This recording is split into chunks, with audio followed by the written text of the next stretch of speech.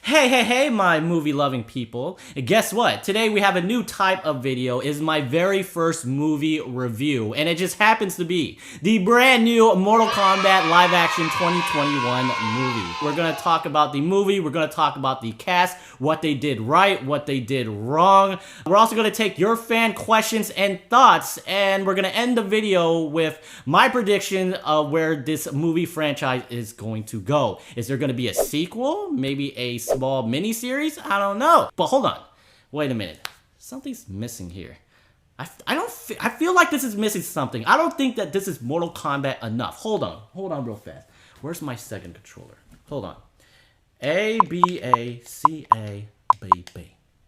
Get over here! See? This is more like it. This is more of Mortal Kombat's colors. Red. Blood red. Once again, it's not a scary movie. I don't know what's going on here. Anyway, you guys ready for the Mortal Kombat 2021 review? Get ready. Say it with me now. Mortal Kombat!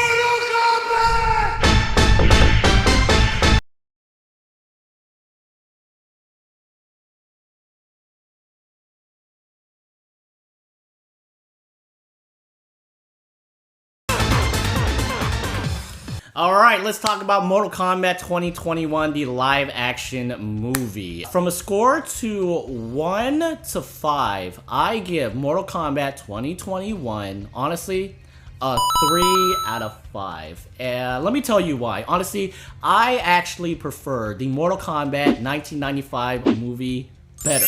The 1995 Mortal Kombat movie is a lot easier to follow, and because I believe that the characters are more fleshed out. Speaking of which, I'm sorry, let's get into the fan questions, because I already read them, and I know the fan questions have to do with the full spoiler review, and I don't want to have to repeat myself. So, guys, thank you so much. I put this question out to my social media, and if you're not following me on social media, here it is right here. Make sure you subscribe and follow my social medias, because you will receive news and posts about upcoming videos, ways that you guys can interact with the channel, like these guys right here who are going to be in the video. And I'm also going to do future prize giveaways too, and you guys won't know about the prize giveaways unless you guys follow my social media. So our first fan interactive question or thought comes from Justin Koch from JCake75. He says, what is your opinion on Kung Lao's death? And what are your thoughts on the portrayal of the characters in the movie? Alright, perfect. So, Kung Lao gets killed off. Shang Tsung literally grabs him out of nowhere. Okay, like literally out of nowhere. And this is the only thing that Shang Tsung does in the movie. Shang Tsung never fights. He does only one thing, and that is to kill Kung Lao. It's a cool fatality move from the game. He basically absorbs him of his entire soul. But to be completely honest, Kung Lao was really not a good character as well. He was like Raiden Jr., okay? He was so negative all the time. He was never really supportive.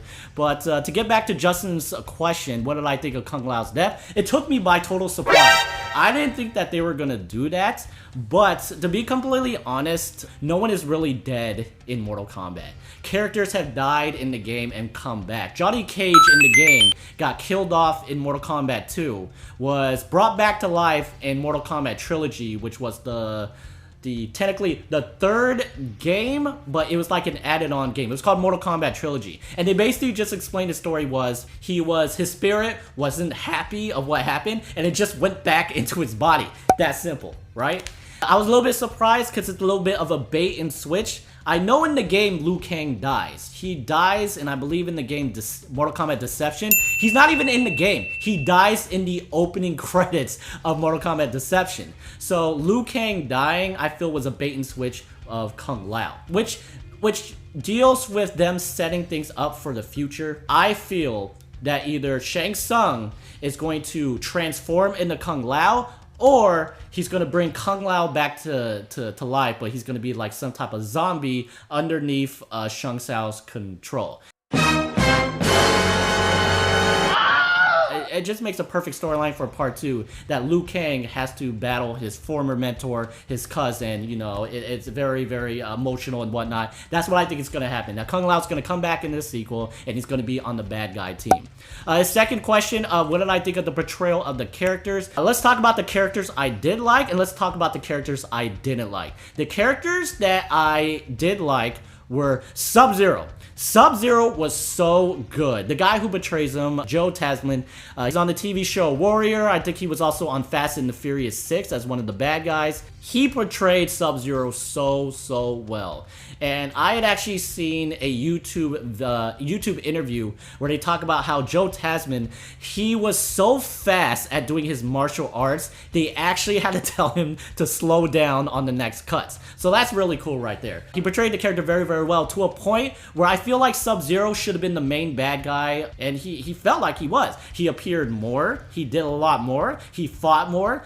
Sub-Zero should have been the main villain of this film. Next, Kano. Kano was the standout of the film. They know how to cast their Kanos, don't they? He was incredibly funny. There's a reason why I think Johnny Cage was not in the movie, because Kano was already the goofy, funny guy that they don't need another.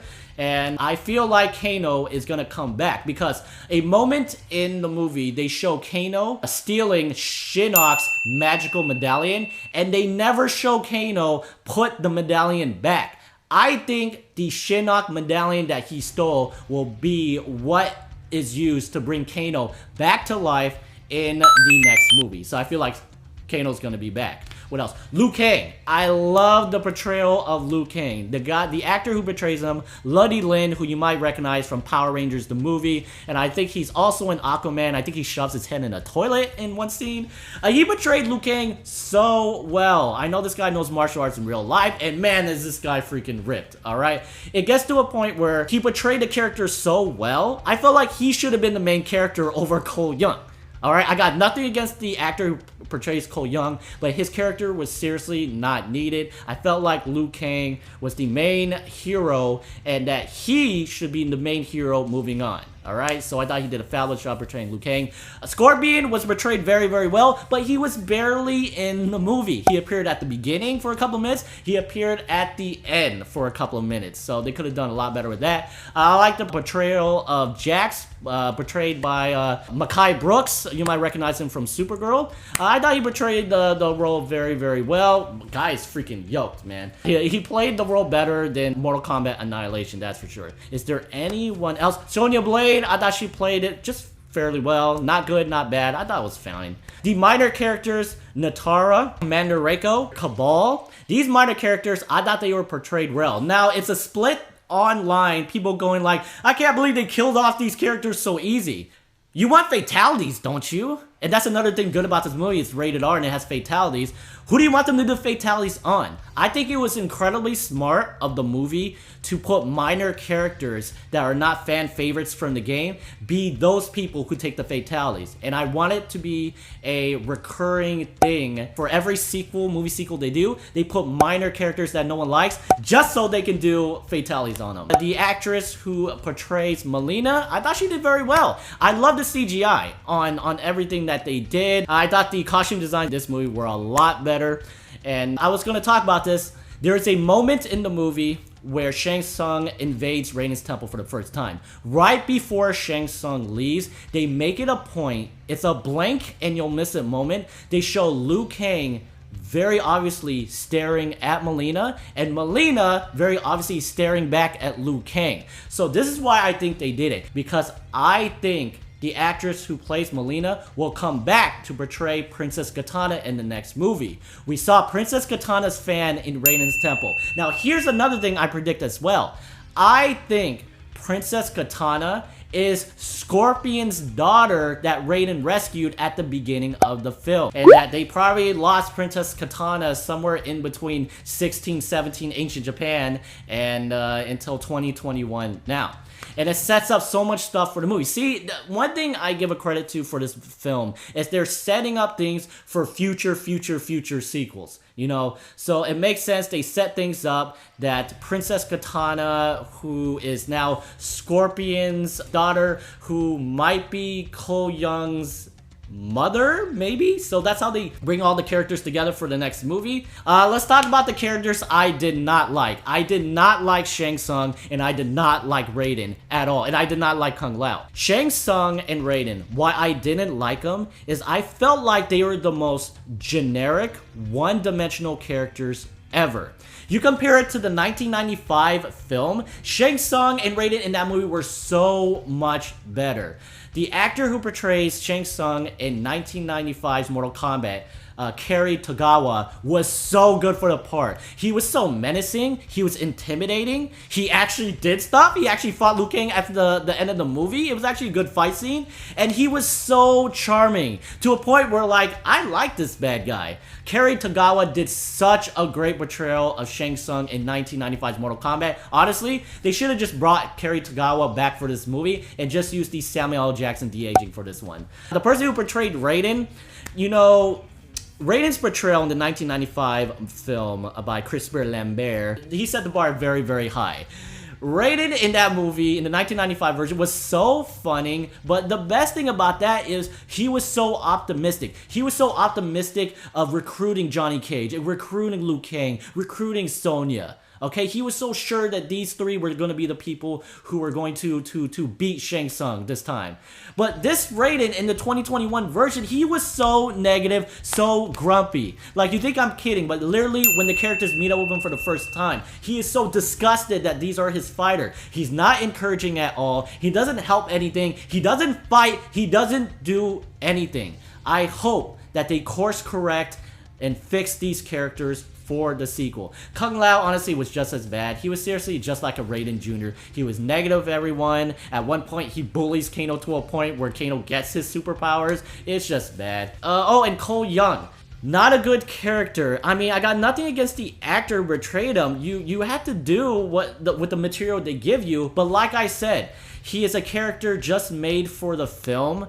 And my main concern is that they're going to do exactly what happened in Resident Evil. They made Mila Jokovich's character for the first film, but then Mila Jovovich decided to start appearing in all of the sequels, and then the video game characters ended up meeting up with her, and the video game characters basically took a back seat. That's what I don't want to happen for the rest of the sequels. You know, that Cole Young takes over, and I definitely don't want that. And that will do it for Justin's question and thoughts. Justin, thank you so much, buddy, for sending in your question and your thoughts. I got one more. So this comes from Flint Wolf from The Flint Wolf on Instagram. He says, regarding Mortal Kombat, I love the first movie too, and I thought I was going to be too biased for this one. But it was so good, I couldn't hate on it. It was a perfect way to start off a movie series like The Avengers, and I'm making a video game movie. Does that count? Yes, that counts. I'm very sure. First of all, Flint Wolf, thank you so much for sending in your questions and your thoughts. Really appreciate it, buddy. If you are making a movie, I'm pretty sure it will do very, very well. It'll do much better than Mortal Kombat Annihilation. So yeah, I definitely agree with Flint Wolf. They are kind of starting things off Mortal Kombat as an Avengers-style movie. Like I mentioned before, they set so much stuff up. They could span so many sequels. Let me real fast talk about what they did right, what they did wrong with this film. So let's do what they did wrong, because I want to, you know, end things with a good note for this movie. So I felt one thing that the 1995 version of the movie Mortal Kombat did that was better than this film is the fact that it was a nice, fluid story which was not too complicated to pick up. In 1995's Mortal Kombat movie, it was about a bad guy who's about to take over the world, and all he needs is to win one Mortal Kombat tournament. And Raiden collects a bunch of good guys to win that tournament to stop the bad guys from winning that tournament and taking over the world. Guess what? The good guys win, the bad guys lose. That is how the pace of the movie went. It was that easy. Here, it got a little bit confusing because they kind of diverged from the game, and they kind of diverged from Mortal Kombat 1, 1995, the film, because there was no tournament in this film. And they got a little bit too confusing with the fact that if you have a Mortal Kombat tattoo, it means you're a participant in the tournament, but if someone kills you, the tattoo transfers from them over to you, and now you're the new participant. You also get superpowers, but you have to earn it, and they never even explain what activates your superpowers. The storyline is kind of, and unravels toward the end. It's one of the types of movie where honestly it's just a good time. My concern is I played the game. I played a majority of the games. I know an average amount of Mortal Kombat lore to know what's going on. I get it. But but I'm afraid that someone who doesn't play the games might get incredibly confused. Also, what I thought that they did wrong was some of the portrayals of the characters. I mean, I talked about it. Shang Tsung was not portrayed good. Raiden was particularly not portrayed good. The amount of character development in the film, I thought that they could do a lot better with. Now let's talk about what they did right in the Mortal Kombat 2021 film. Let's start off with the fan service. This version is rated R. So there you go. Fans were excited to hear that. Fatalities everywhere. There was almost a fatality after every fight. And it was fatality straight from the game, which was actually really, really cool. Kung Lao has my favorite fatality. It's straight from the game. The fight scenes. Whoever choreographed the fights, give that guy a freaking medal and award, because all of the fight scenes were so good. Like, literally, the fight scene between Scorpion and Sub-Zero was so good. There was even a fight scene between Jax and Sub-Zero, which I was actually quite surprised was a long fight. And Jax actually did quite well in the match, in the fight. So all of the fights were really, really well done. The CGI was a lot better than the 1995 film. The superpowers look real. Even Reptile looked as real as possible can be. Would I recommend this film? Yes, I would. There's so much fan service. The fight scenes are so good. CGI is really, really good. Based off that, I would recommend it. 3 out of 5 is not bad. All right, let's get into where I think the future of Mortal Kombat 2021 lies. It's been doing really, really well as can be. The fans seem to majority love it. The critics, however, I mean, they're hard to please. I think I had the score right here for Mortal Kombat going off on RottenTomatoes.com. This Mortal Kombat's going on with a, as of today, 54% approval rating on RottenTomatoes.com. Usually, in order to get a sequel, you had to make a whole bunch of money. That's why you have all those Transformer films. As the Transformer sequels go on, except for the last one, Bumblebee, which was fan, praised. I particularly didn't like it, but that's just me. The reason why they kept releasing those films is because it made a boatload of money. It doesn't matter how bad the film is. If it makes a lot of money, that's all the company and the studio really cares about. Last I checked, the 1995 Mortal Kombat film was made on a budget of $20 million. It ended up, as of today, $120 million. So it more than 10 times made its whole money back and more so. Now, I checked Mortal Kombat 2021. It took $52 million to make Mortal Kombat 2021. And as of right now, the movie has only been out for a week. It has currently made $57 million.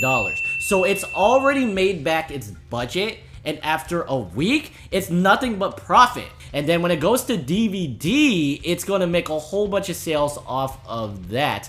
And on top of that, I read an article yesterday where they said that Mortal Kombat 2021 is HBO Max most watched movie as of today. It has bumped Godzilla vs. King Kong from the #1 spot, and it's also bumped Justice League, the Snyder Cut, bumped it from the 2nd place. Everyone has moved down. Mortal Kombat's in, so I am very, very certain that they're going to make a sequel. Now, if they don't make a sequel, what else can they do? To be completely honest, with this being an HBO Max movie, why not make a miniseries out of it? I mean, they're making a miniseries TV show for Green Lantern. They're making a TV show miniseries for John Cena's character from Suicide Squad, which I heard will be a prequel to the movie. So why not make a Mortal Kombat miniseries for HBO Max? And what you honestly could do is take the character of Cole Young and put him in the miniseries so he doesn't appear for the rest of the film franchises. They can refer to Cole Young every now and then. He can pop in for a minor cameo, but as far as I know, stop Cole Young from being in the movies and just give him his own TV miniseries. And if they don't do Cole Young, they can honestly do everyone. Honestly, everyone in the Mortal Kombat 2020 2021 film were essentially kind of B, C-list actors. So I'm very certain they can get all of those actors back for the HBO miniseries if they choose to greenlit one. So that is my prediction of what's going on with this film. I am very, very certain, since Mortal Kombat 2021 made back its budget in a week and it's going to profit a whole bunch of money, I'm very certain they're going to greenlight a sequel, if not a TV miniseries on HBO Max. That's what I think. Or they might just do an HBO Max exclusive movie, not for the theaters, but just for HBO Max. You know, they made the Justice League Snyder Cut just for HBO Max, so why not do that for Mortal Kombat? I'm pretty sure people will want to watch that and sign up for HBO subscription and all that good stuff. So that's where I think the future lies for the Mortal Kombat series, a movie or a mini-series. So guys, that will go ahead and do it for this entire video. This has been my very first movie review. I hope to do a lot more. Big shout out thanks to Justin and Flint Wolf for sending in their questions and thoughts. I want to do a lot more of these. Guys, I want my channel to be incredibly fan interactive. I'm gonna do prize giveaways and all that great stuff, because without you, there is no me. So guys, thank you so much. Be safe out there. Go get your vaccine shots. I just got mine last week. Be safe, and guys, I will see you in the next video. Lots of content coming out soon, guys. I recorded 4 videos today. Much love. See you guys soon.